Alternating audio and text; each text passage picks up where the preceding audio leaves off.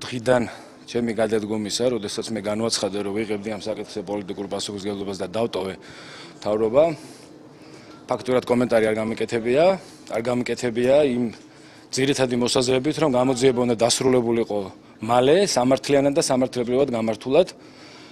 დღევანდელი ფაქტი, რაც თქვენ ბრძანეთ, რა თქმა უნდა, არის ძალიან ცუდი და მე მიმართავ თხოვნით გენერალურ პროკურორს ბატონ არჩილ კბილაშვილს და შინაგან საქმეთა მინისტრს ბატონ ირაკლი ღარიბაშვილს, რომ რაც შეიძლება სწრაფად, სამართლიანად და სამართლებრივად ეს საკითხი იქნას გამოძიებული, რაც პირველ რიგში ჩვენი ყველას ინტერესებში შედის და ჩვენი ღირსების საქმეა. ამასთანავე ეს საქმე მთლიანად იქნას დასრულებული დროზე. მოგეხსენებათ, რომ 5 ადამიანი კიდევ პროფესორები და დოქტორები წინასწარი პატიმრობის ფორმით იხდიან დღემდე სასჯელს, რათა დროულად იქნას ეს დასრულებული. ეს ადამიანები იქნენ განთავისუფლებული. მე ამის მჯერა, რომ სამართალი მალე დადგება.